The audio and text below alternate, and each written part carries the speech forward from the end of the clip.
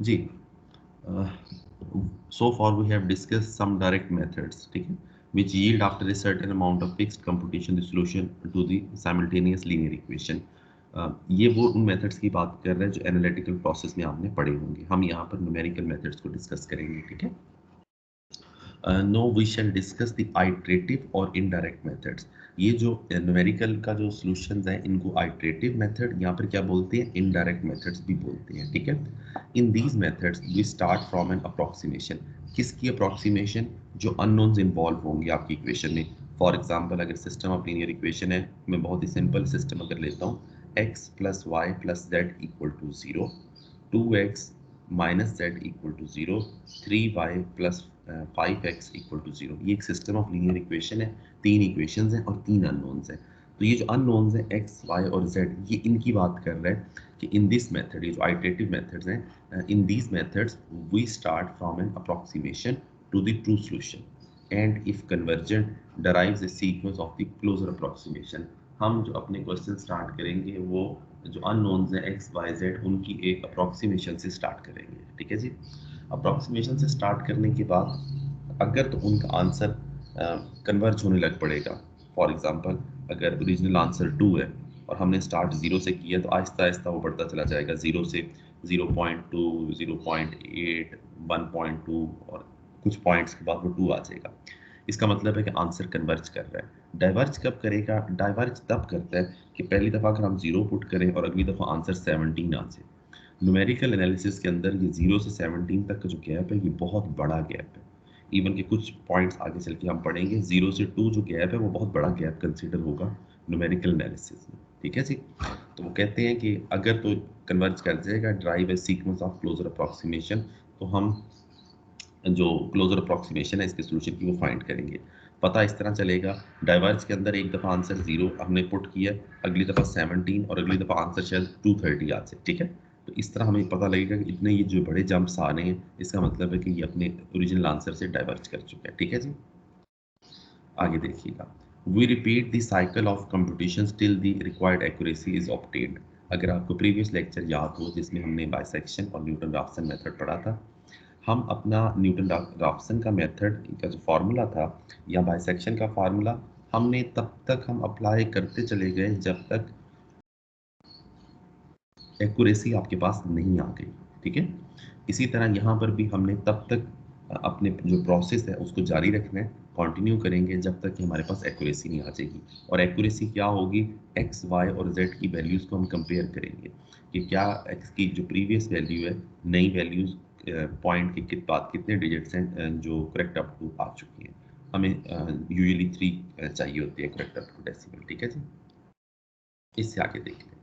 अच्छा जी, iterative method की तो उसने बात कर ली कि हम उनको पढ़ना सीखना शुरू करेंगे। आगे कहते हैं कि but the method of iteration is not applicable to all system of equations. लेकिन ऐसा नहीं है कि जो आपका ये जो आइट्रेटिव मेथड है ये तमाम सिस्टम ऑफ लीनियर इक्वेशंस पे आप अप्लाई कर सकते हैं। तो यहाँ पे क्वेश्चन ये राइज होता है, अगर सब पे अप्लाई नहीं हो सकता तो फिर कौन से सिस्टम्स हैं जिन पे ये अप्लाई होगा, वो देख लीजिए, उसके बारे में वो आगे डिस्कस करते हैं। फॉर दिस, अच्छा फॉर दिस मतलब अगर आपने ये मेथड अप्लाई करना है तो, for this each equation of system must contain one large coefficient. अच्छा, पहली कंडीशन क्या बता रहे हैं कि अगर हमने आइटरेटिव मेथड हमने अप्लाई करना है सिस्टम ऑफ लीनियर इक्वेशंस पे, तो पहली चीज़ जो हमें चाहिए वो क्या है? Each equation of system must contain one large coefficient. Her system of linear equation के अगर 3 इक्वेशन हैं उसके अंदर फॉर एग्जांपल, तो हर इक्वेशन के अंदर एक लार्ज कोफिशिएंट होना चाहिए, ठीक है। अच्छा, उस लार्ज कोफिशिएंट की कंडीशन जो सी है ना, वो इस ब्रैकेट में लिखी हुई है, क्या कहते हैं? Much larger than the others in that equation. उस इक्वेशन के अंदर बाकी जितने भी कोफिशिएंट्स हैं उससे उससे क्या होना चाहिए? ग्रेटर होना चाहिए। अब कितना ग्रेटर होगा ये सारी चीज़ें डिस्कस यहीं पर होंगी, ठीक है। And the large coefficient must be attached to a different unknowns in that equation. अच्छा, ये दूसरी कंडीशन है।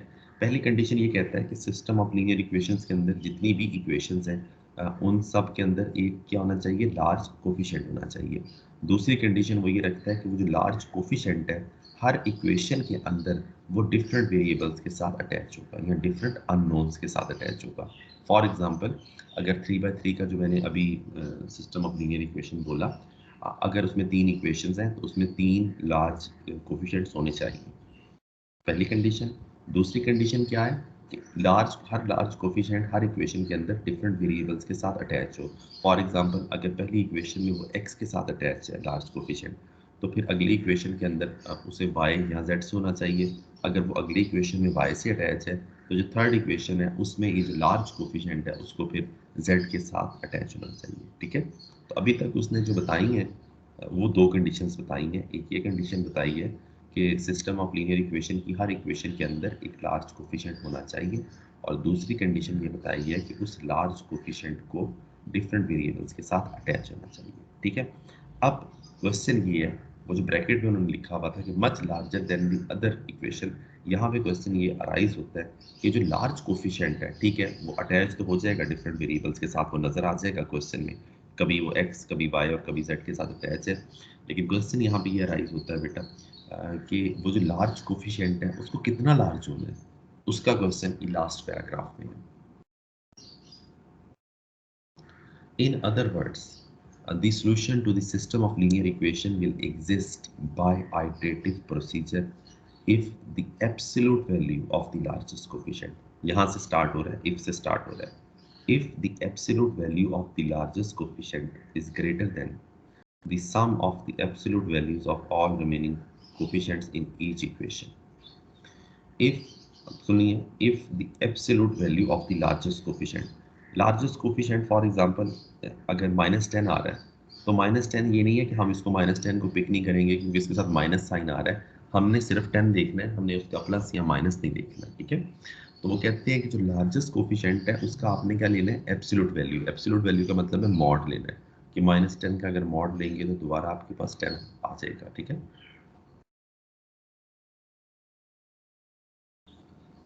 if the absolute value of the largest coefficient, अच्छा उसका मॉड आपने ले लिया, is greater than, किससे ग्रेटर होना चाहिए, the sum of the absolute values of all remaining coefficients in each equation, उस इक्वेशन के अंदर बाकी जितने भी कोफिशिएंट्स हैं आपने उनका मॉड लेना है और मॉड लेके उनको ऐड करना है। अगर लार्जर कोफिशिएंट का लार्जेस्ट जो कोफिशिएंट है उसका जो मॉड है बाकी तमाम कोफिशिएंट्स के मॉड के सम से ग्रेटर होगा, तो तब हम कहेंगे कि आपके पास जो ये आइटरेटिव मेथड है वो इस सिस्टम ऑफ लीनियर इक्वेशन को सॉल्व कर सकता है। अब यहाँ तक अगर डिस्कशन जो की वो समझ आ गई, तो टोटल जो पॉइंट निकलती हैं वो 3 पॉइंट अब बन चुकी हैं 2 से। कैसे? पहला पॉइंट है कि हर equation, system of linear equation की हर इक्वेशन के अंदर एक लार्ज कोफिशिएंट आना चाहिए। ठीक है, दूसरी कंडीशन है कि वो जो लार्ज कोफिशिएंट है अगर हम उसका मॉड लें, उसके मॉड को बाकी जितने भी कोफिशिएंट्स हैं उनके मॉड के सम से उसे क्या होना चाहिए, ग्रेटर होना चाहिए। और थर्ड पॉइंट क्या है कि हर इक्वेशन के अंदर वो जो लार्जेस्ट कोफिशिएंट है वो डिफरेंट वेरिएबल्स या डिफरेंट अननोन्स के साथ अटैच होना चाहिए। यहाँ तक आपको बात समझ आ गई मेरी? सर फर्स्ट पार्ट रिपीट कर दें काइंडली। फर्स्ट पार्ट बेटे कौन से वाला? सर ये जो आपने 3 पॉइंट्स बताए इसका फर्स्ट पॉइंट। फर्स्ट पॉइंट बेटा ये है कि हर सिस्टम ऑफ लीनियर इक्वेशन की हर इक्वेशन के अंदर एक लार्ज कोफिशिएंट होना चाहिए। दूसरी कंडीशन ये है कि वो जो लार्जेस्ट कोफिशिएंट है उसे इतना लार्ज होना चाहिए कि अगर हम उसका मॉड लें तो उसके मॉड को बाकी जितने भी कोफिशिएंट उस इक्वेशन में हैं उनके मॉड के सम से उसे क्या होना चाहिए, ग्रेटर होना चाहिए। और थर्ड पॉइंट ये है कि जो लार्जेस्ट कोफिशिएंट है बेटा वो हर इक्वेशन में डिफरेंट वेरिएबल्स के साथ अटैच होना चाहिए। ठीक है, थैंक यू सर। यहाँ तक इसकी थ्योरी थी। क्योंकि तमाम सिस्टम ऑफ लीनियर इक्वेशंस जो आप यहाँ पर पढ़ेंगे देखेंगे एक्सरसाइज में भी अगर आपको टाइम मिले तो, ऐसा नहीं है कि हर क्वेश्चन को आप न्यूमेरिकली सॉल्व कर सकते हैं। ये सिस्टम ऑफ लीनियर इक्वेशंस की बात कर रहा हूँ। ठीक है, उनकी कुछ टर्म्स और कंडीशंस हैं, कंडीशंस मैं आपको बता चुका हूँ। अब चलते हैं कि हम सबसे पहले कौन सा मेथड, कौन सी टेक्निक डिस्कस करेंगे। यहाँ पे सिस्टम ऑफ लीनियर इक्वेशन को न्यूमेरिकली सॉल्व करने की हमारे पास दो जो मेथड हैं, टेक्निक्स हैं। पहला मेथड है, उसका टाइटल आपको सामने नज़र आ रहा है, वो है जैकोबी मेथड ऑफ आइट्रेशन। और दूसरा मेथड जो हम पढ़ेंगे वो है गॉस सीडल मेथड। इन सर दोनों एक क्वेश्चन सर एक क्वेश्चन था सर, पूछ लो सर। जी जी पूछिए। सर मेरा ये क्वेश्चन था कि जो हम पहले सिस्टम ऑफ लीनियर इक्वेशंस को सॉल्व करते थे तो उसमें एग्जैक्ट वैल्यूज आ जाती थी, जैसे एक्स की या वाई की, जी की, वेरिएबल्स की।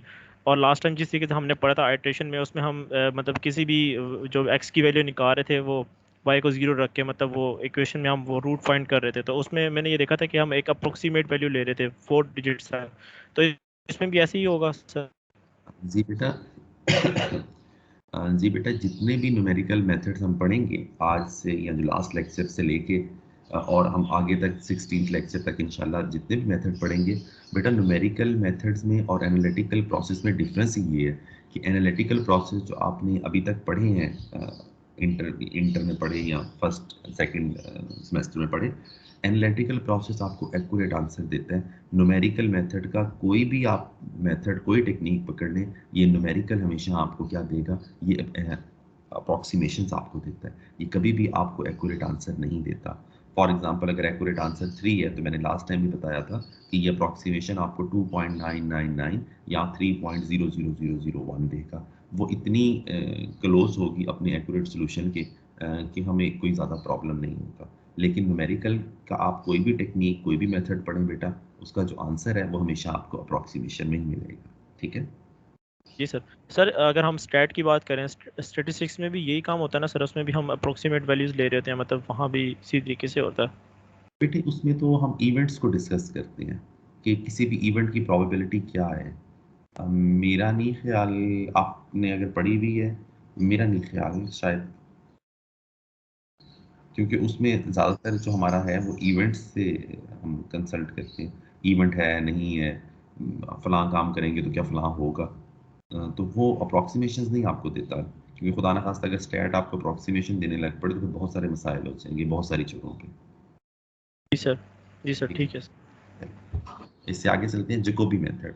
तो जैकोबी मेथड को अप्लाई कैसे करना है, उसके लिए ज़रूर मैं आपको जो क्वेश्चन है उससे रिलेटेड मैं उसकी तरफ आपको ले चलता हूँ। जी, आपको अपनी स्क्रीन पे नज़र आ रहा होगा, हाँ जी, एग्जाम्पल 4.16। ठीक है, मैं आपको डिटेल से इसे समझा दूंगा इंशाल्लाह, तो ताकि, क्योंकि ऑनलाइन में ये बड़ा मसला है, सिर्फ ऐसा नहीं है कि मैंने ऊपर से देख के पढ़ते चले जाना है, आपको समझ आए या ना आए ऐसा नहीं है, तो आपको समझाना समझाना बहुत ज़रूरी है। एग्जाम्पल 4.16 है, solve by Jacobi iteration method the system. अच्छा, सिस्टम में अभी नहीं पढ़ रहा, पहले बेटा एक चीज़ बता दूं, आपको सामने नज़र आ रही है कि ये 3 इक्वेशंस हैं, सिस्टम ऑफ लीनियर इक्वेशन है। तो पेपर में, क्विज में, असाइनमेंट में हमेशा आपको ये नहीं कहा जाएगा कि solve by Jacobi iteration method या solve by Gauss Seidel method. ठीक है, सिंपल लिखा होगा solve the system of linear equation. ठीक है, अब आपने चेक करना है कि क्या हम इस पे जैकोबी मेथड अप्लाई कर सकते हैं, हम इस पे गॉस सीडल कर सकते हैं। ठीक है, तो ये चीज़ें आपने चेक करनी है। अच्छा, एक चीज़ और इन्होंने यहाँ पर मेंशन नहीं की, इन्होंने कोई नहीं बताया कि इसे correct up to 2 decimal, 3 decimal या correct up to 4 decimal place आपने सॉल्व करना है। ठीक है, तो उसके लिए बेटा यहाँ पर चूंकि कुछ जब मेंशन कहीं पर नहीं होगा तो आपने इसे correct up to 3 decimal place तक सॉल्व करना है। ठीक है, सिस्टम ऑफ लीनियर इक्वेशन अब पढ़ते हैं। 8x minus 3y plus 2z is equal to 20, ये पहली इक्वेशन है। 4x plus 11y minus z is equal to 33, ये सेकंड इक्वेशन है। और 6x plus 3y plus 12z is equal to 35, ये थर्ड इक्वेशन है। जी, सबसे पहला काम हमने ये चेक करना है कि क्या इस सिस्टम ऑफ लीनियर इक्वेशन को हम न्यूमेरिकल मेथड में कोई टेक्निक अप्लाई करके सॉल्व कर सकते हैं या नहीं कर सकते। उसके लिए बेटा क्या चेक करना है, वो जो 3 पॉइंट्स उन्होंने बताए थे। पहला पॉइंट ये है कि हर इक्वेशन के अंदर एक लार्जेस्ट कोफिशिएंट होना चाहिए, लार्जेस्ट। ठीक है, लार्ज नहीं, लार्जेस्ट। अच्छा जी, मेरा कर्सर अगर आपको नज़र आ रहा हो, फर्स्ट इक्वेशन के अंदर ये जो 8 है, -3 और +2, ये क्या है, ये कोफिशिएंट्स हैं। पहली इक्वेशन के अंदर जो लार्जेस्ट कोफिशिएंट है वो क्या है, वो 8 है। नज़र आ रहा है सबको? Yes sir. गुड। सेकंड जो इक्वेशन है उसके अंदर जो लार्जेस्ट कोफिशिएंट है वो क्या है, 11 है, 11। और -1 तो छोटे हैं। अच्छा, और जो थर्ड आपके पास इस इक्वेशन नज़र आ रही है उसमें जो लार्जेस्ट कोफिशिएंट है वो कौन सा है, 12। अच्छा, पहली जो कंडीशन थी ना वो तो ये फुलफिल करता है, हर इक्वेशन में लार्जेस्ट कोफिशिएंट होना चाहिए। पहली इक्वेशन में 8, दूसरी इक्वेशन में 11 और थर्ड इक्वेशन में 12, ठीक है। दूसरी कंडीशन ये थी कि अगर हम इस लार्जेस्ट कोफिशिएंट का मॉड लेते हैं तो उस मॉड को ग्रेटर होना चाहिए बाकी जितने भी कोफिशिएंट्स हैं उनके मॉड के सम से, ठीक है जी। अच्छा, आ जाइए इक्वेशन नंबर 1 की तरफ आए। 8 पॉजिटिव नंबर है, जब आप इसका मॉड ले लेंगे तो दोबारा इसने क्या रहना है, पॉजिटिव ही रहना है, ठीक है। अच्छा जी, -3 का मॉड कितना बनेगा, 3 आ जाएगा और +2 का मॉड 2 ही रहेगा, ठीक है।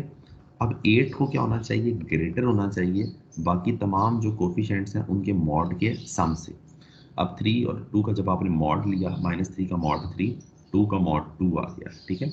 आप इन दोनों को ऐड करें, 3 और 2 को कितना बनता है, 5 बनता है। तो क्या 8 इज ग्रेटर देन 5 ये एक यूनिवर्सल ट्रूथ है या नहीं है? Yes sir. ठीक है, आज यस सर। गुड। अब दूसरी इक्वेशन की तरफ आ जाते हैं। 11 का मॉड लिया तो चूंकि पॉजिटिव नंबर है तो उसका मॉड तो पॉजिटिव ही रहेगा, ठीक है। 4 का मॉड लिया वो भी 4 ही रहेगा। -1 है, -1 का मॉड लेंगे तो क्या बन जाएगा, 1 बन जाएगा। अब जो 11 है इसके जो मॉड है इसको ग्रेटर होना चाहिए बाकी जितने भी कोफिशिएंट्स हैं उनके मॉड के सम से।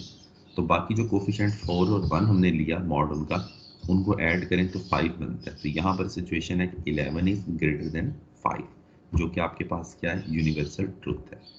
थर्ड इक्वेशन की तरफ आ जाइए। थर्ड इक्वेशन में ग्रेटेस्ट जो क्वांटिटी है वो क्या है, वो 12 है। अब चूंकि ये पॉजिटिव है आप इसका मॉड भी लेंगे तो ये पॉजिटिव ही रहेगी, ठीक है।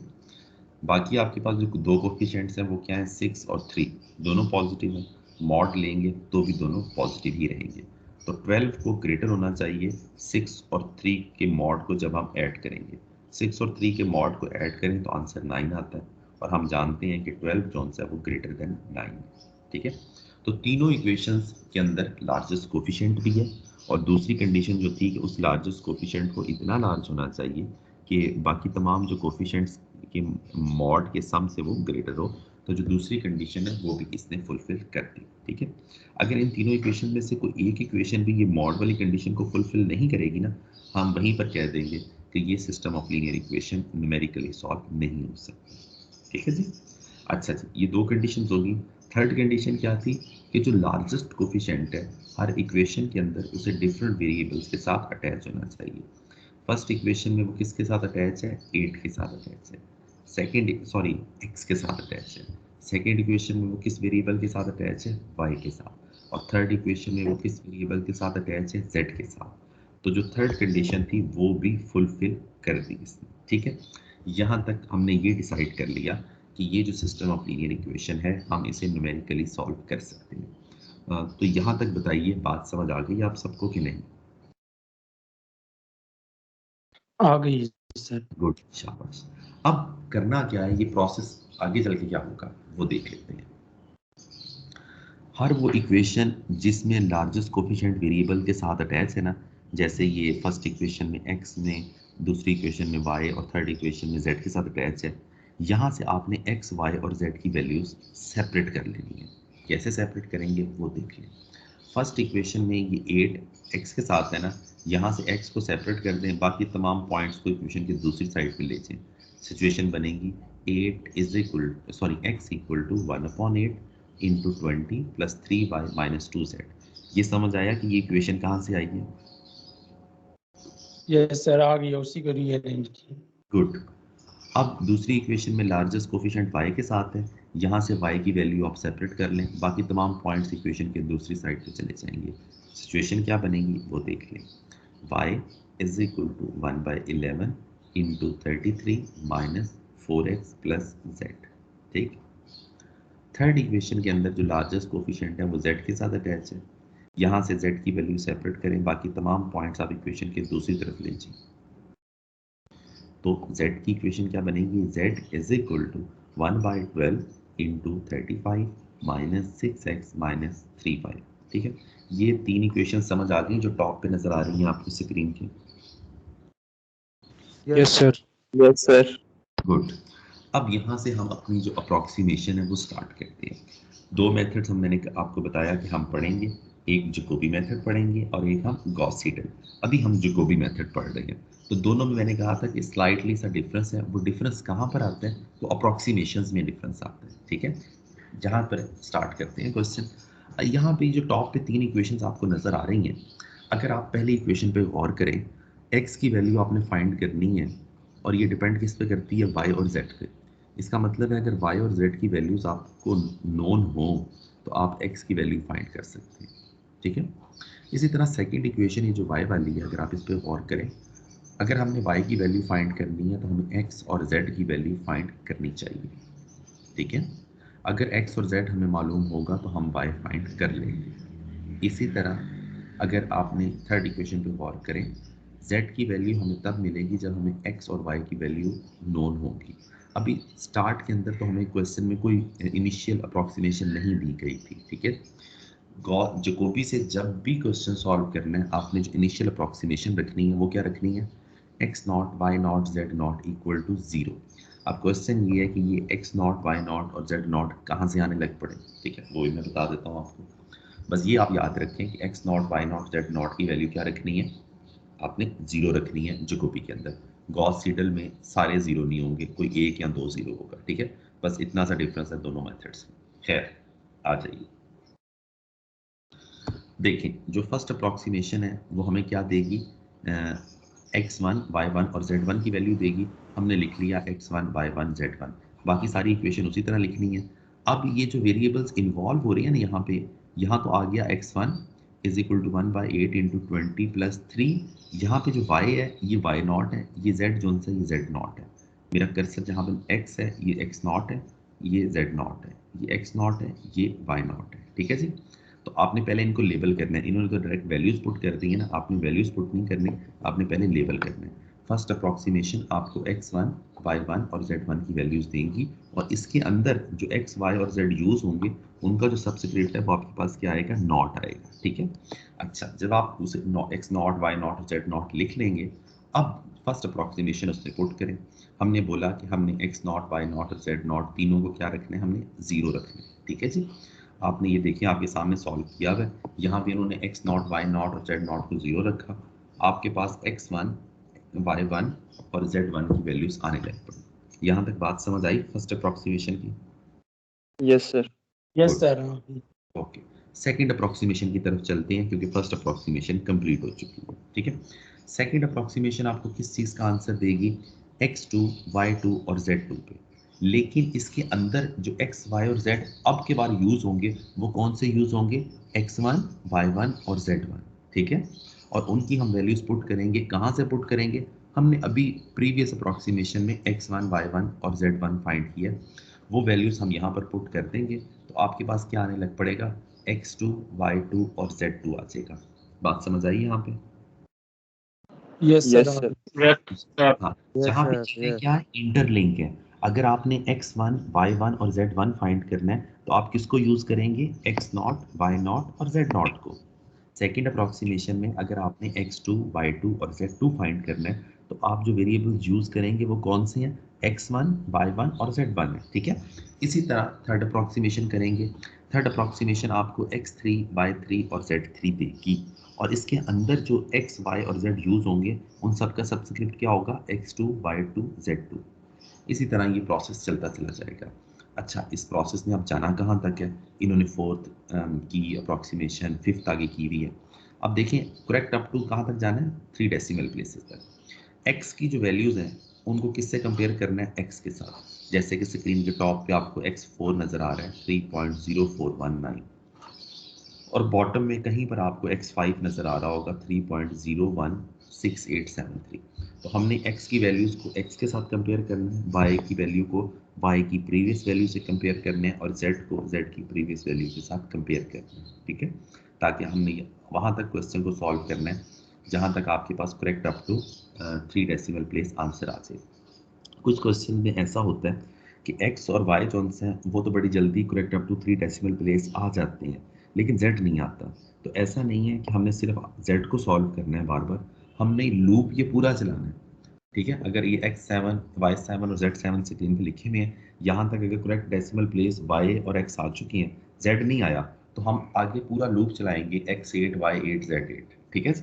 अब इस क्वेश्चन में इन्होंने 8th अप्रॉक्सीमेशन भी की हुई है, 9th भी की हुई है, 10th भी है, 11 12, हाँ 12 पे जाके कहीं प्रोसेस हो गया। चेक करते हैं ज़रा, मैं स्क्रीन थोड़ा सा एक मिनट ताकि आपको विजिबल हो जाए। जी, X11 स्क्रीन के टॉप पे है और X12 स्क्रीन के कहीं बॉटम में आपको नज़र आ रहा होगा। X11 आपके पास है 3.0167 और X12 है आपके पास 3.0167। तो आपका जो आंसर है वो करेक्ट अप टू यहाँ पर तो बल्कि 4 डेसिमल प्लेस तक आ चुका है, ठीक है। लेकिन जिन क्वेश्चन में मेंशन नहीं है आपने उन्हें correct up to 3 decimal place तक ही करना है। इसी तरह Y11 का आंसर स्क्रीन के टॉप पे आपको नज़र आ रहा होगा 1.9858 और बॉटम में भी Y12 आपको नज़र आ रहा होगा 1.9858। Z11 स्क्रीन के टॉप पे 0.9118 और Z12 स्क्रीन के बॉटम में 0.9118, ठीक है। तो ये आंसर इन्होंने बल्कि करेक्ट अप टू 4 डेसिमल तक सॉल्व किए गए, लेकिन जिन क्वेश्चन में मेंशन नहीं है तो वहाँ पर हमने स्टैंडर्ड फॉर्म तक रहना है जो कि correct up to 3 decimal places है, ठीक है। मैं उम्मीद करता हूँ कि आप सबको ये क्वेश्चन समझ आ गया होगा। तो आगे आप सबको समझ? Yes sir. Yes, sir. आगे है. यस सर आगे। ओके, मैं yes screen, sir, yes sir. Good, मैं स्क्रीन पे आपको एक क्वेश्चन कर देता हूँ ये वाला, ठीक है। इसकी मैं जो कॉपी है वो अपलोड कर चुका हूँ आपकी टीम्स पे, आप देख लिए, वहाँ से बेशक डाउनलोड कर लें आप एक मेहरबानी कीजिए, आप इस क्वेश्चन को सॉल्व करना शुरू कीजिए। ये जो जकोबी या गॉस सीडल के क्वेश्चन है ये थोड़े से लेंथी प्रोसेस है, इतनी जल्दी सॉल्व नहीं होगा। मैं आपको 20 to 30 मिनट्स देता हूँ इस क्वेश्चन को सॉल्व करने के। इस क्वेश्चन को सॉल्व कीजिए, फिर हम इससे आगे चलते हैं, ठीक है। फिर हम नेक्स्ट मेथड को डिस्कस करेंगे। इसे स्टार्ट कर दीजिए क्वेश्चन को।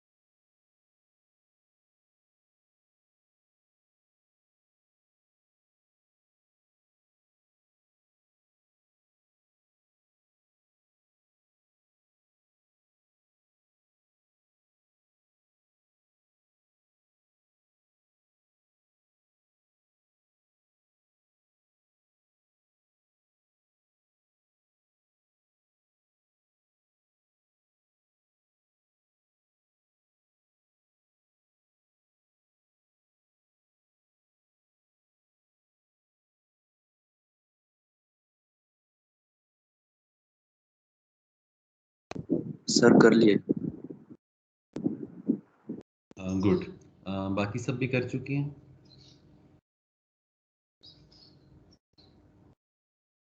हाँ जी, बाकी सब स्टूडेंट ने सॉल्व कर लिया? Yes sir. Yes sir. Good, okay, इससे आगे चलते हैं। ये जो मेथड था आपके पास, ये जैकोबी मेथड था, इसमें और जो नेक्स्ट मेथड आपके पास गॉस सीडल, उसमें जो डिफरेंस है आपके पास वो सिर्फ इनिशियल अप्रॉक्सीमेशन का है।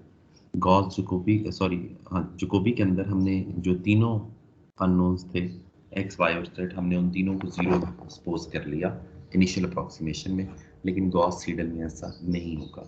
उसको कैसे सॉल्व करेंगे वो देख लीजिए।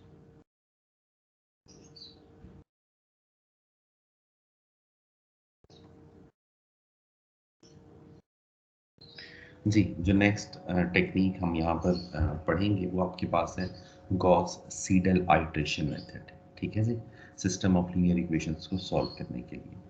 इसके क्वेश्चन की तरफ चलते हैं ताकि मैं आपको वहाँ से बता सकूँ कि इसको अप्लाई हम कैसे करेंगे। जी,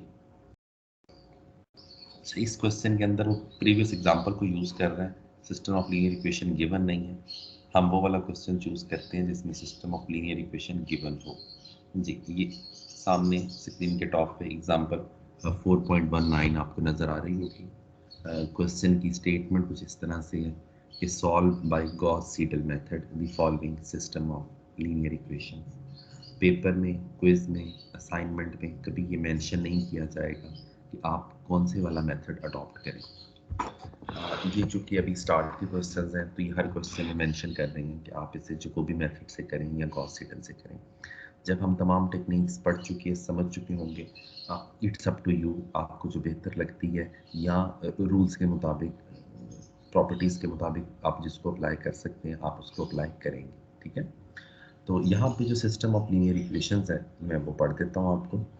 28x + 4y - z = 32, ये फर्स्ट इक्वेशन है।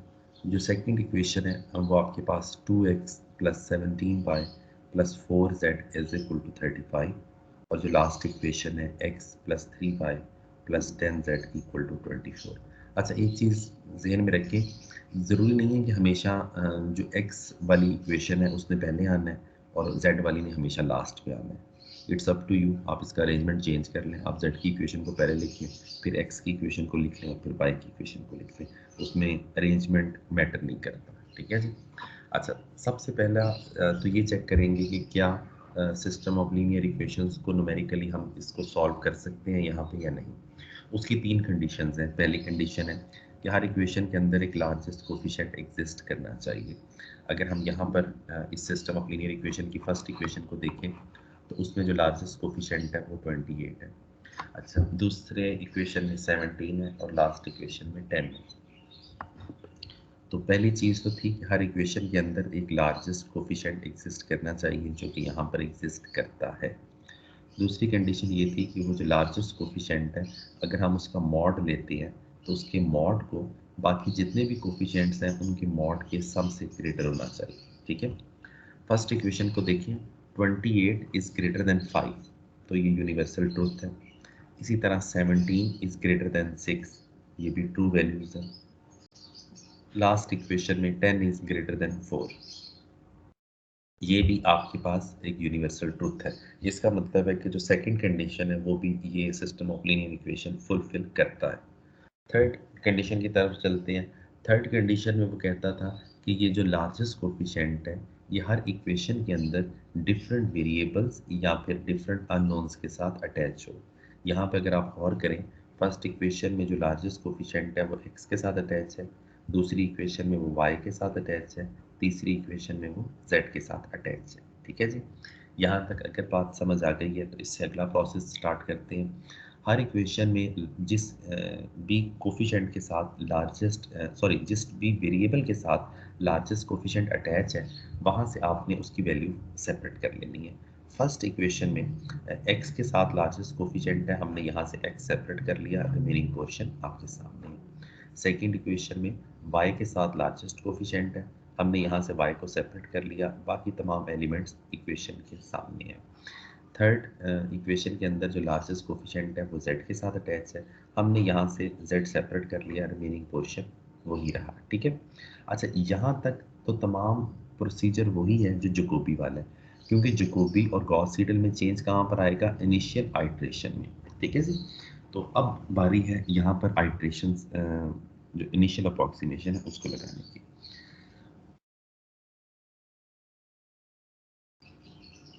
अगर जकोबी मेथड याद हो, अभी आपने क्वेश्चन सॉल्व किया, हमने फर्स्ट आइट्रेशन या फर्स्ट अप्रॉक्सीमेशन पूरी के अंदर x नॉट, y नॉट और z नॉट को 0 पुट किया था।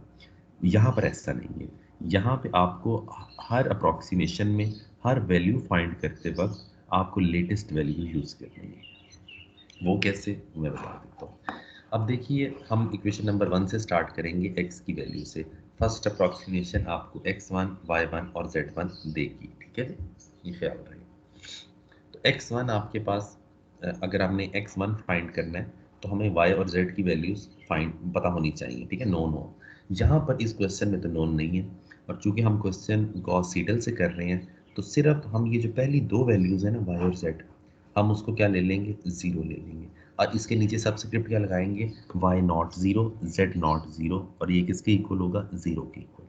हमने तीनों वेरिएबल्स को 0 नहीं लिया, सिर्फ x1 की वैल्यू फाइंड करने के लिए जिन वेरिएबल्स को 0 करने की ज़रूरत है हम उनको 0 कर रहे हैं, कि y नॉट और z नॉट क्या है, 0 है। यहाँ तक बात समझ आ गई आपको? Yes sir. Yes sir.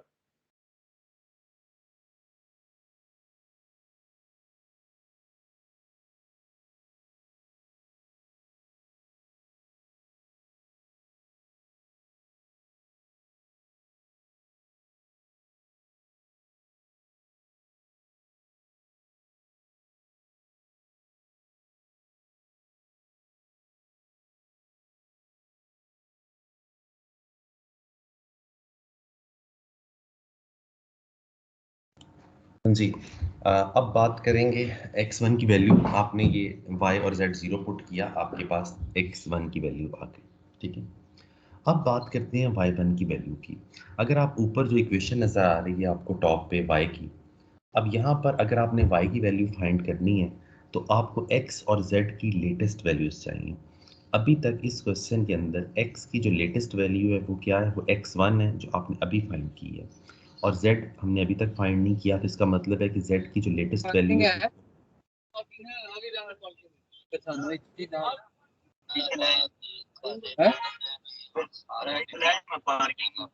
Mobile है ना सिर्फ। हाँ हाँ, चलो चलो जो इधर कॉलेज बोल दो।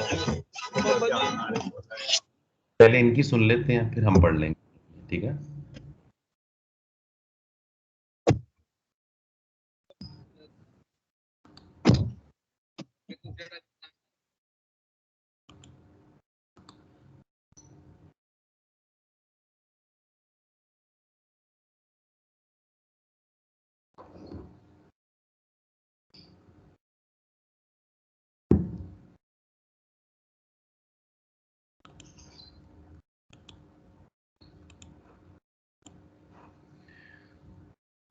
जी, y की अगर हमने यहाँ पर वैल्यू फाइंड करनी है तो उसके लिए हमें x और z की लेटेस्ट वैल्यूज चाहिए। x की जो लेटेस्ट वैल्यू हमने अभी तक फाइंड की वो x1 है, और z की लेटेस्ट वैल्यू अभी तक आपके पास z nought which is equal to 0 है, ठीक है। वो वैल्यूज़ हम यहाँ पर पुट करेंगे तो आपके पास y1 आ जाएगा, ठीक है। इससे आगे चलते हैं, अभी फर्स्ट आइट्रेशन चल रही है, ठीक है। z1 आपने अगर फाइंड करना है, यहाँ पे टॉप पे अगर आपको z की इक्वेशन नज़र आ रही है स्क्रीन के टॉप पे, अगर आपने z फाइंड करना है z1, तो आपको यहाँ पर x नॉट सॉरी बल्कि x और y की लेटेस्ट वैल्यूज चाहिए, ठीक है। तो x की लेटेस्ट वैल्यू अभी तक क्या है, x1 है, और y की लेटेस्ट वैल्यू अब y नॉट नहीं रही, अब कौन सी वैल्यू है, y1, जो अभी हमने प्रीवियस स्टेप पे फाइंड किया, ठीक है। तो यहाँ पर सिर्फ इतना चेंज है जकोबी से कि हमें हर वहाँ पर क्या था, हर आइट्रेशन में हम x not x y z की वैल्यू चेंज करते थे। यहाँ पे हर अप्रॉक्सीमेशन की, हर इक्वेशन के अंदर हमें अननोन्स की लेटेस्ट वैल्यूज चाहिए। बात समझ आ रही है मेरी? सर। Yes sir. सर आ रही है। बेहतर बेहतर। सेकंड यही बात अप्रोक्सीमेशन। दोबारा रिपीट कर रहे हैं। जी, सेकंड अप्रोक्सीमेशन की तरफ चलते हैं। सेकंड अप्रोक्सीमेशन आपको x2, y2 और z2 देगी। इन्होंने डायरेक्ट वैल्यूज़ पुट कर दी हैं, मैं आपको यहाँ पर समझा देता हूँ। देखिए, x2 के अंदर वेरिएबल्स यूज़ होते हैं y और z, और y और z की हमने लेटेस्ट वैल्यूज़ लगानी है। अभी तक हमारे पास चूँकि फर्स्ट अप्रोक्सीमेशन ख़त्म हो चुकी है, तो हमारे पास y और z की जो लेटेस्ट वैल्यूज़ हैं वो y1 और z1 है। वो आप यहाँ पर पुट करें तो आपके पास x2 आ जाएगा, ठीक है। अब y2 जब आपने फाइंड करना है तो आपको x और z की लेटेस्ट वैल्यूज चाहिए। x की जो लेटेस्ट वैल्यू है वो x2 है, अब जो हमने अभी प्रीवियस स्टेप पे फाइंड की, और z की लेटेस्ट वैल्यू अभी तक z1 ही है। वो वैल्यूज यहाँ पर पुट करें तो y2 आपके पास आ जाएगा। z2 आपने अगर फाइंड करना है तो आपको x और y की लेटेस्ट वैल्यूज चाहिए, और x और y की लेटेस्ट वैल्यू x2 और y2 है। आपने वो पुट की, आपके पास z2 आ जाएगा। अप टू सो ऑन, इसी प्रोसेस को आपने कंटिन्यू करना है। Third, fourth, fifth, sixth approximations तक यहाँ पर किया हुआ है। चेक करते हैं ज़रा, x5 और x6 अगर आप कंपेयर करें, y5 और y6 कंपेयर करें, और z7 और z5 और z6 कंपेयर करें, तो आपका answer correct up to 4 decimal place इन्होंने सॉल्व किया हुआ है, ठीक है। इस क्वेश्चन और यहाँ तक आपका क्वेश्चन सॉल्व हो जाएगा। आपने ऐसे तमाम क्वेश्चन जिनके अंदर correct up to decimal mention नहीं किए गए, आपने उन्हें correct up to 3 decimal places तक सॉल्व करना है, ठीक है। उम्मीद करता हूँ कि ये क्वेश्चन आपको समझ आ गया होगा, ठीक है। मैं क्वेश्चन आपकी स्क्रीन पे कर देता हूँ, आप इस क्वेश्चन को सॉल्व करें तो इंशाल्लाह हम इससे आगे बढ़ते हैं कि अगला टॉपिक क्या है, ठीक है जी। एग्जाम्पल 4.19 आपकी स्क्रीन पे है, आप इसे सॉल्व कीजिए। स्लाइटली सा चेंज है जकोबी और गॉस सीडल में। जकोबी में आपको फर्स्ट अप्रॉक्सीमेशन में तमाम वेरिएबल्स को ज़ीरो कर देना है, लेकिन जकोबी के अंदर हर अप्रॉक्सीमेशन की, हर इक्वेशन में हमें लेटेस्ट जो वैल्यूज़ हैं अननोन्स की, हमने वो यूज़ करनी है, ठीक है बेटा। क्वेश्चन आपके सामने है, आप इस क्वेश्चन को सॉल्व करें। आई होप सो कि ये तो अगर correct up to 3 decimal place आप करते हैं तो शायद 4-5 आइट्रेशन पे कंप्लीट हो जाएगा। मैं आपको 15 to 20 मिनट से सॉल्व। जी जी बेटा। सर ये जो सेकंड मेथड है जो आपने अभी बताया, इसमें हमारे पास हम लोगों ने जब x को सेपरेट किया है, y को और z को सेपरेट कर लिया है, तो जो हमारे पास x2 is equals to 1/28 bracket में 32 माइनस 4y प्लस z आ रहा है। तो इसके अंदर जो हम लोग अभी 4y प्लस z करेंगे वो हम पिछला वाला करेंगे जब जिसमें हम लोगों ने y को और z को इनिशियली 0 पुट किया था और फिर x1 की जो वैल्यू निकाली थी। तो उस और जो y और z की जो वैल्यू उस तरीके से आई थी, अब हम उसमें ये वाली पुट करेंगे और x2 हमारे पास आएगा। फिर जो इस सेकेंड अप्रॉक्सीमेशन के अंदर ही जो फिर जो y को हम लोग सब्जेक्ट जब बनाएंगे तो उसके अंदर जो 2x है उसके अंदर हम लोग x2 की वैल्यू डालेंगे ना, जो हम लोगों ने सेकेंड अप्रॉक्सीमेशन की फर्स्ट इक्वेशन से। जी बेटा, ऐसे ही है। आपने हर इक्वेशन को सॉल्व करते वक्त ना लॉजिक ये रखनी है कि जो भी अननोन्स उसमें इन्वॉल्व हैं, हमने उनकी लेटेस्ट वैल्यू जो बिल्कुल न्यू अभी फाइंड की है, हमने वो पुट करनी है, ठीक है बेटा। जब आप सेकंड अप्रॉक्सीमेशन की बेटा अगर आप बात करते हैं तो आप x2, y2, z2 की वैल्यूज फाइंड करते हैं, ठीक है। अब उनको अगर x2 यूज करना फाइंड आपने करना है तो उसमें जो y z है उसमें लेटेस्ट क्या बनेंगे, y1 और z1 बनेगा। और जब आप y2 बेटा फाइंड करोगी तो उसमें x और z लेटेस्ट कौन से बनेंगे, x बनेगा x2 लेटेस्ट और z बनेगा z1 लेटेस्ट। इसी तरह बेटा सेकंड अप्रॉक्सीमेशन में जब आप z2 फाइंड करते हो, x और y आपको लेटेस्ट कौन से मिलेंगे, x2 और y2, ठीक है बेटा। जी ठीक है, थैंक यू सर। क्वेश्चन बेटा मैंने स्क्रीन पे कर दिया, 20 मिनट्स हैं आपके पास, इसे सॉल्व करें, समझें और फिर हम इससे आगे इंशाल्लाह चलते हैं। Excuse me sir. जी बेटा बोलें। सर ये हमें जकोबी में और गॉस सीडल मेथड में सर डिफरेंस कैसे पता चलेगा? मतलब अगर पेपर में आ जाता है या असाइनमेंट में, भाई अच्छा। आप कोई क्वेश्चन दे देते हैं ये सिस्टम ऑफ लीनियर इक्वेशंस, तो आप कहते हैं सॉल्व करें। सर इसमें तो फर्स्ट सारा वही कंडीशंस वही सेटिस्फाइड हो रही हैं जकोबी की तरह ये गॉस सीडल में। तो ये सर हमें किस तरह पता चलेगा भाई हमने इसको गॉस सीडल मेथड से करना था अगर हम अच्छा जकोबी से कर देते? जी अच्छा। बेटा लास्ट लेक्चर आपने अटेंड किया था मेरा? जी सर। अच्छा बेटा, लास्ट लेक्चर में हमने कौन से 2 टॉपिक्स पढ़े थे?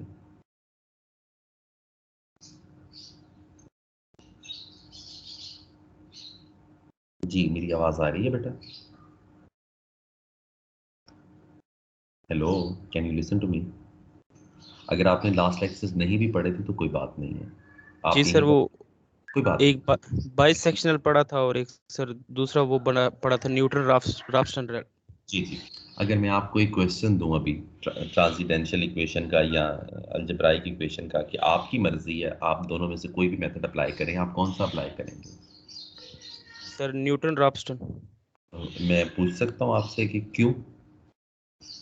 सर एक तो सर ये अभी वो थोड़ा सा सर शॉर्टली मेथड है, मतलब उसमें वो सर अप्रोक्सीमेशन कम लगानी पड़ती है। तो यही डिफरेंस जकोबी और गॉस सीडल में है। आप जब प्रैक्टिस के लिए खुद अगर आपको टाइम मिले, आप एक जी क्वेश्चन दोनों मेथड से सॉल्व कीजिएगा।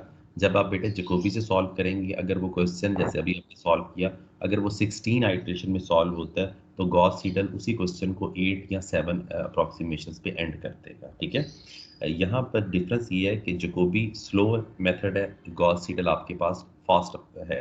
वो अपने जो उसका आंसर है उसको बहुत जल्दी कन्वर्ज कर देता है।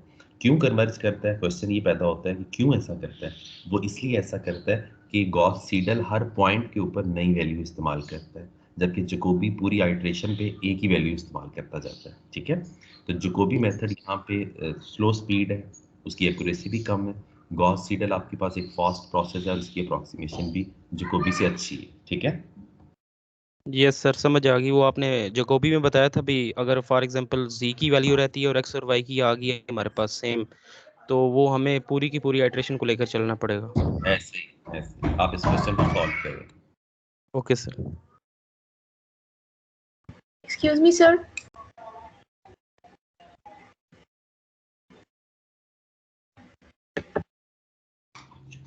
जी जी, आप कोई क्वेश्चन पूछना चाह रहे थे? Sir, ये जो आप एग्जांपल्स करवा रहे हैं इस बुक में से, रादर देन दीज एग्जांपल्स, जो और एग्जांपल्स हैं हमें वो भी सॉल्व करनी है या जस्ट इन्हीं को हमने रिपीट करना है फॉर?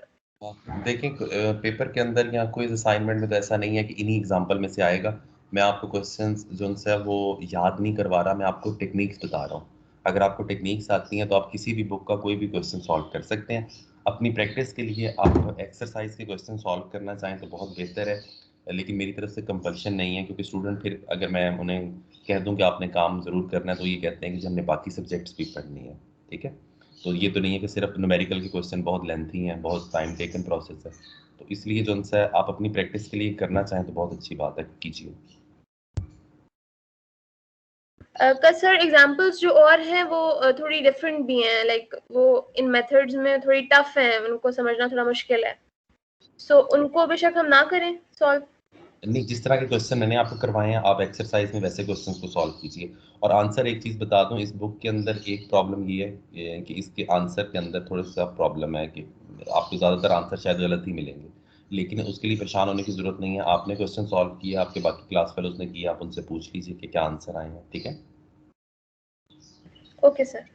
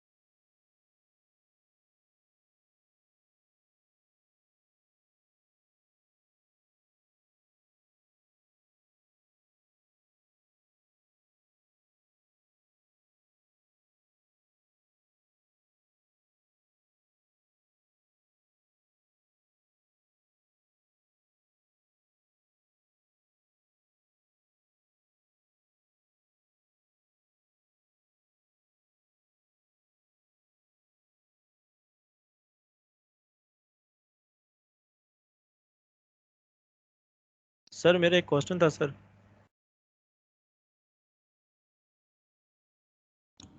जी बताइए क्या क्वेश्चन था आपका। जी सर। सर मैंने ये कहना था कि हम इन क्वेश्चंस को टेबल की फॉर्म में कर सकते हैं, जैसे बाइसेक्शन मेथड है उसमें हम टेबल की फॉर्म में अगर करना चाहें। हाँ बेटा, जिस तरह आपको आसान लगे आप वो भी अडॉप्ट करें। एक चीज़ शायद मैंने आपको नहीं बताई, ऐसा बिल्कुल भी नहीं है बेटा कि जिस तरह मैं आपको कोई क्वेश्चन सॉल्व करवा रहा हूँ आपने बिल्कुल वैसे ही करना है। आपका क्वेश्चन ठीक होना चाहिए। आप अगर उसको टेबुलर फॉर्म में करना चाहते हैं, आपको अगर वैसे आसानी है आप वैसे कर लें, उसमें कोई इशू नहीं है बेटा। जी सर, थैंक यू सर।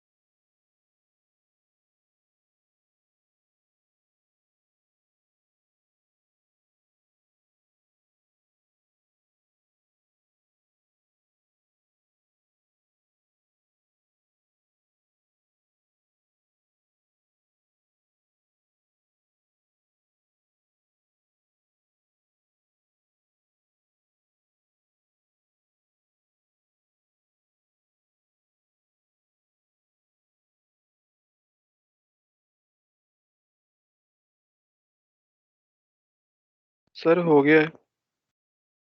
हो गया है सर, कर दी। हाँ जी, बाकी स्टूडेंट्स भी सॉल्व कर चुके हैं।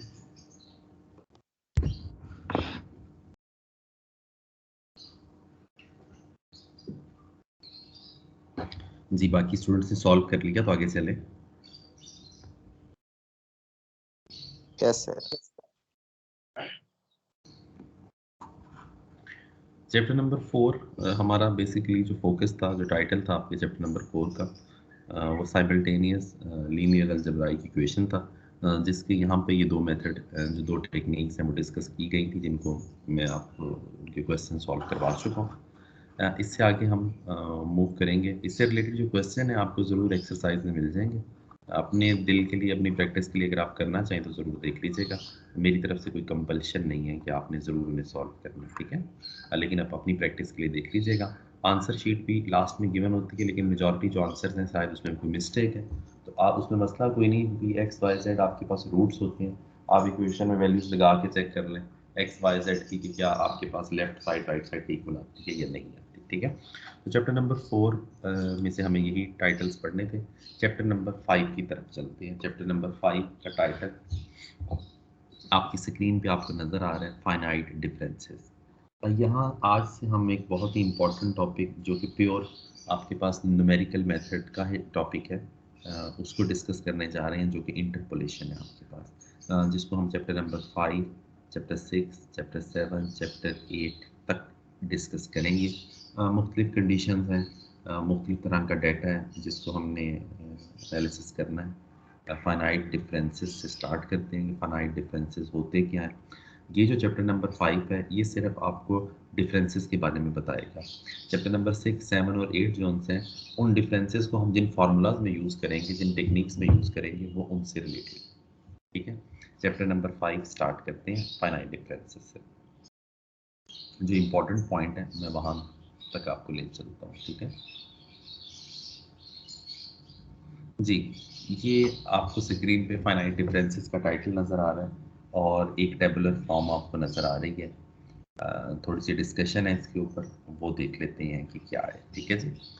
Late y is equal to f of x be a discrete function if x naught plus h, ये नेक्स्ट वैल्यू है x नॉट प्लस h, उससे नेक्स्ट वैल्यू है x naught plus 2h up to so on x naught plus nh are the successive values of x where two consecutive values differ by। Excuse me sir. जी sir वो मेरी battery थोड़ी ज़्यादा लो हो गई है, तो can I leave the class? जी बोले हैं सर बैटरी लो हो गई है तो क्लास लीव कर लूँ? जी जी, इट्स अप टू यू। कोई आने पे कोई मसला है, ना जाने पे कोई मसला है, जो आपका दिल करे आप वो करें। अगर आप जाना चाहते हैं तो कोई इशू नहीं है बेटा। नहीं सर, मोबाइल ऑफ होने वाला है और कोई मसला नहीं, लाइट नहीं है सुबह से। कोई बात नहीं, कोई बात नहीं, इजी, आप इजी रहें, बिल्कुल कोई मसला नहीं जी। Thank you sir. Okay, if x naught, next value क्या है एक्स नॉट प्लस एच, उससे नेक्स्ट वैल्यू क्या है एक्स नॉट प्लस 2h, इससे नेक्स्ट वैल्यू क्या बनेगी x not plus 3h and up to so on, last value क्या बनती है एक्स नॉट प्लस nh, ठीक है। वो कहते हैं कि ये सक्सेसिव वैल्यूज हैं, सक्सेसिव एक के बाद दूसरी, ठीक है, एक्स की वैल्यूज हैं, और इन वैल्यूज की खसूसियत ये है कि where two consecutive values differ by quantity h, ठीक है। अगर हम कोई भी दो कंसेक्टिव वैल्यूज का डिफरेंस लें, नेक्स्ट वैल्यू में से प्रीवियस वन को अगर हम सब्ट्रैक्ट करते हैं तो डिफरेंस आपके पास कितना आता है h, और h को हम बोलते हैं स्टेप साइज। ये पॉइंट नोट करते जाएं जो मैं आपको बता रहा हूँ, ठीक है जी। Then the corresponding values of y are y0, y1, y2 up to so on yn। अब जरा टेबल की तरफ आ जाइए। टेबल में आपको x और y नज़र आ रहे हैं। ऐसा जो डाटा है, इसमें ये जो x हैं इसको हम आर्गूमेंट्स कहते हैं और ये इंडिपेंडेंट वेरिएबल्स होते हैं, और जो y है आपके पास, जो फंक्शनल वैल्यूज़ हैं उनको हम एंट्री बोलते हैं। ये पैराग्राफ में भी मेंशन है और टेबल में भी लिखा हुआ है। अब यहाँ पर आपको डाटा गिवन है x नॉट, अगली वैल्यू x नॉट की क्या है x नॉट प्लस h, उससे आगे x नॉट प्लस 2h, उससे next value x naught plus 3h, और लास्ट में आपके पास x नॉट प्लस nh है। अब हमारे लिए ये बार बार लिखना मुश्किल है, x not plus h, x not plus 2h, x not plus 3h and up to so on. हमने क्या किया, हमने इसको लेबल कर लिया। लेबल कहाँ से स्टार्ट करना है आपने आर्गूमेंट को, एक्स नॉट से। पहली वैल्यू एक्स नॉट, फिर x1, फिर x2, फिर x3, x4 and up to so on xn। ठीक है, जितना आपका h का कोफिशिएंट है उतना x का सबस्क्रिप्ट आ जाएगा। x1 के अंदर h का कोफिशिएंट क्या है, 1 है। x नॉट में h का कोफिशिएंट क्या है, 0 है। x2 के अंदर h का कोफिशिएंट 2 है। और लास्ट में आपके पास जो xn है वहाँ पर h का जो कोफिशिएंट है वो n। ठीक है, तो ये आपके पास x not, x1, x2, x3 up to so on xn आ गया। ये वाली वैल्यू आर्गुमेंट्स की जब हमने किसी फंक्शन में पुट की, फंक्शन आपके पास y is equal to f of x होता है, हमने यहाँ पर x की जगह जब x नॉट पुट किया then you will get the value of y not. ठीक है, जब हम x1 पुट करेंगे तो उसकी कॉरस्पॉन्डिंग जो वैल्यू फंक्शनल वैल्यू आएगी उसको हम y1 लेबल करेंगे। इसी तरह जो x2 आपके पास वैल्यू जब आप किसी फंक्शन में पुट करेंगे और जो एंट्री की वैल्यू या जो फंक्शनल वैल्यू आएगी उसको हम y2 लेबल करेंगे। And up to so on xn की वैल्यू जब आप किसी फंक्शन में पुट करेंगे तो जो एंट्री बनेगी उसको हम लेबल करेंगे yn। तो इसको जो फंक्शनल वैल्यूज़ हैं उसको हम y0, y1, y2, yn भी लिख सकते हैं। और अगर आप फंक्शनल नोटेशन यूज़ करना चाहें तो आप f of x0, f of x1, f of x2, f of x3 and up to so on f of xn हम यूज़ कर सकते हैं। ठीक है, यहाँ तक बात समझ आ गई? यस सर, आ गई। बेहतर, इससे आगे देख लीजिए जी। टॉप पे चेक कीजिए स्क्रीन के। टू डिटरमिन द वैल्यूज, अच्छा ये हम कर क्यों रही है ना, ये वो वजह बता रहे हैं। To determine the values of f of x and f dash of x for some intermediate arguments the following three types of differences are found useful। वो कहते हैं टू डिटरमिन द वैल्यू, या तो हमें f of x की value find करनी है या क्या फाइंड करना है, f of x का फर्स्ट डेरिवेटिव फाइंड करना है। ठीक है, for some intermediate arguments, intermediate arguments कौन से होंगे वो देख लीजिए। स्टार्ट के अंदर x नॉट है, फिर x1, फिर x2, फिर x3 and up to so on xn है। x नॉट और x1 के बीच में अगर हम आर्गूमेंट की कोई वैल्यू डिस्कस करते हैं तो वो इंटरमीडिएट वैल्यू होगी आर्गूमेंट की। अब देखो ये जो डाटा है हमें ये x नॉट के कॉरस्पॉन्डिंग y नॉट तो बता रहा है, x1 के कॉरस्पॉन्डिंग y1 भी बता रहा है, लेकिन x नॉट और x1 के बीच में अगर x की कोई वैल्यू है उसके कॉरस्पॉन्डिंग फंक्शनल वैल्यू क्या बनती है वो ये टेबल नहीं बता रहा, हमने वो वैल्यूज फाइंड किया करनी है। ठीक है जी, तो वो कहते हैं कि determine the values of f of x and f dash of x for some intermediate arguments the following three types of differences are found useful। वो कहते हैं कि अगर कोई भी f of x की या f dash of x की इंटरमीडिएट वैल्यू आर्गूमेंट की फाइंड करनी है तो हमारे पास यहाँ पर तीन तरह के डिफरेंसेस मौजूद हैं। कौन कौन से डिफरेंसेस हैं? फर्स्ट है आपके पास फॉरवर्ड डिफरेंस, सेकंड है आपके पास बैकवर्ड डिफरेंस और थर्ड है आपके पास सेंट्रल डिफरेंस। ठीक है जी, तो ये तीन डिफरेंसेस हमारे चलेंगे थ्रू आउट इंटरपोलेशन। हम जितने फार्मूलाज, जितनी टेक्निक्स इंटरपोलेशन और एक्स्ट्रापोलेशन की पढ़ेंगे वो तमाम की तमाम या तो फॉरवर्ड डिफरेंस के फार्मूला से या बैकवर्ड या फिर सेंट्रल डिफरेंस की नोटेशन से हम सॉल्व करेंगे। ठीक है, तो उन फार्मूलाज को अप्लाई करने से पहले ये बहुत ज़रूरी है कि हम इन डिफरेंसेस को पढ़ लें, समझ लें कि फॉरवर्ड, बैकवर्ड और सेंट्रल डिफरेंसेस कैसे होते हैं। ठीक है जी, वो देख लीजिए। फॉरवर्ड डिफरेंसेस, अच्छा जी, फॉरवर्ड डिफरेंसेस स्टार्ट करते हैं। वो कहते हैं कि if we subtract from each value of y except y not the preceding value, पिछली वैल्यू मतलब value of y we get. अब देखिए स्टार्ट में जो सीक्वेंस है आपके पास वो क्या है एंट्रीज का, y0, y1, y2, y3, y4, y5, y6 up to so on. ठीक है, वो कहते हैं कि अगर हम y0 को छोड़ दें और उसके अलावा y की जितनी भी वैल्यूज़ हैं नेक्स्ट वैल्यू में से हम प्रीवियस को सब्ट्रैक्ट करें तो हमारे पास कुछ ये डिफरेंस आती हैं। कौन से डिफरेंस हैं जी? वो y1 माइनस y0, फिर आता है y2 माइनस y1, फिर आएगा y3 माइनस y2, फिर आएगा y4 minus y3 up to so on. Last में उन्होंने मेंशन किया हुआ है yn माइनस yn माइनस 1। ठीक है, अब ये जो डिफरेंसेस आपके पास आए वो कहता है कि these are known as the first differences of y, क्योंकि हमने तो y का भी पहला डिफरेंस लिया है ना, तो ये फर्स्ट डिफरेंसेस ऑफ y हैं। और इनको जो वो नोटेशन देते हैं वो नोटेशन देख लीजिए, इसको डेल्टा बोलते हैं। इस सिंबल को स्क्रीन के टॉप पे चेक करें, इक्वेशन में पढ़ रहा हूँ, delta y not is equal to y one minus y not. अच्छा, जो डिफरेंसेस आए थे अब उनको लेबल करना है, फॉरवर्ड लेबल करना है। 1 मिनट ठहरिएगा, मैं भी आता हूँ, जस्ट अ मिनट।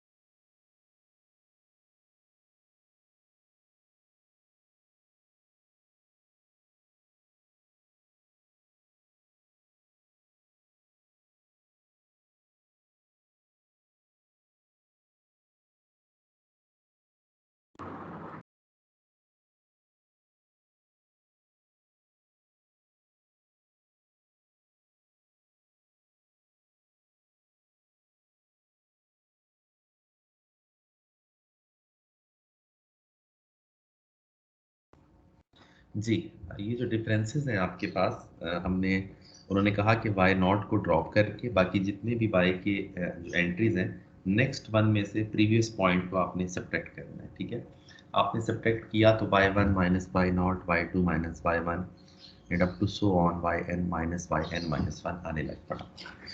अब डिफरेंसेस तो यही रहेंगे हमेशा, बेशक आप फॉरवर्ड डिफरेंस पढ़ें, बेशक बैकवर्ड पढ़ें, या आप सेंट्रल डिफरेंस पढ़ें। सिर्फ चेंज कहाँ पर आएगा?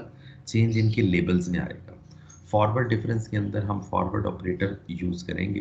फॉरवर्ड ऑपरेटर का साइन ये डेल्टा लिखा हुआ है, where delta is the symbol representing an operation of forward differences are called the first forward differences. ठीक है जी, तो ये फर्स्ट फॉरवर्ड डिफरेंस को आपने रिप्रेजेंट डेल्टा से अगर करना है तो डेल्टा की जो पार है ना वो आपको बताएगी, क्योंकि यहाँ पर डेल्टा की पार 1 है तो वो आपको ये बताएगी कि ये फर्स्ट फॉरवर्ड डिफरेंस है। अगर डेल्टा की पार 2 आ जाएगी तो उससे मालूम पड़ेगा कि ये सेकंड फॉरवर्ड डिफरेंस है। ठीक है, जो पार्स हैं वो डिफरेंस का ऑर्डर बताएंगी और डेल्टा ऑपरेटर जो उनसे हैं वो बताएंगे फॉरवर्ड नहीं या बैकवर्ड। अब क्वेश्चन ये है कि हमने ये जो टॉप के ऊपर एक लाइन लिखी हुई है y one minus y not is equal to delta y not, हमने इसको लेबल कैसे किया?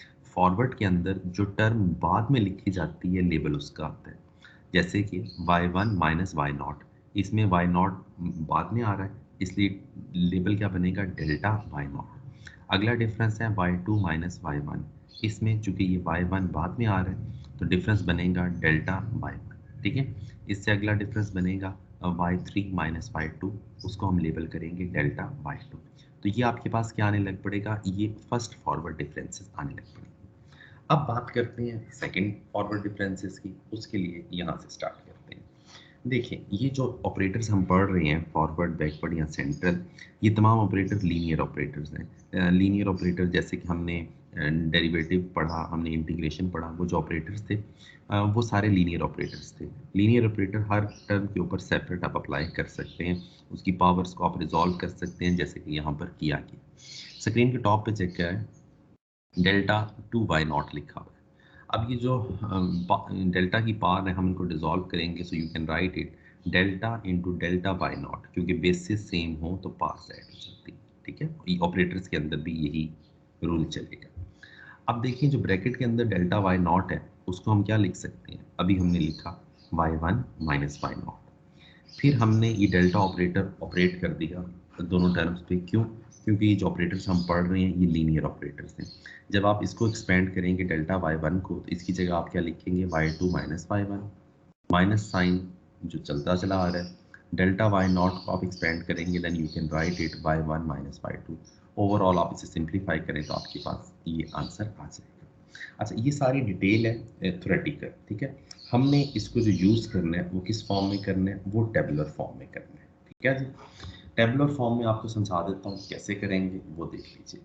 सबसे पहला जो कॉलम है आपके पास फॉरवर्ड डिफरेंस, कोई भी टेबल आप बनाएं फॉरवर्ड, बैकवर्ड या सेंट्रल, तमाम के अंदर डिफरेंसेस भी यही रहेंगे, टेबल भी यही रहेंगे, सिर्फ जो चेंज आएगा वो उनके लेबल्स में चेंज आ जाएगा। ठीक है, जैसे कि ये आपके पास फर्स्ट जो कॉलम है वो आर्गुमेंट्स का है। अच्छा, यहाँ पर ये आपको समझा रहे हैं इसलिए इन्होंने लिखा हुआ है x1 is equal to x0 plus h। लेकिन जब हम क्वेश्चन सॉल्व करेंगे उसके अंदर हमें सिर्फ क्या लिखना होगा, x0, x1, x2, x3 और उनकी कोई ना कोई न्यूमेरिक वैल्यूज आपके पास होंगी। हम वहाँ पर ये x0 प्लस h या x0 plus 2h, x0 plus 3h ये बिल्कुल नहीं लिखेंगे, ठीक है बेटा। तो फर्स्ट कॉलम आपके पास आर्गुमेंट्स हैं, नेक्स्ट कॉलम आपके पास एंट्रीज हैं। आर्गुमेंट इन्होंने कितने लिए हैं, 6 आर्गुमेंट्स हैं, x0, x1, x2, x3, x4, x5। उसके कॉरस्पॉन्डिंग एंट्रीज हैं y is equal to f of x। x0 जब किसी फंक्शन में पुट किया तो y0 आने लग पड़ा, x1 पुट किया तो y1, इसी तरह y2, y3, y4, y5, ठीक है। फर्स्ट डिफरेंस फाइंड किया। फर्स्ट डिफरेंस कौन सा है, y1 माइनस y0, इसका लेबल क्या है, डेल्टा y0।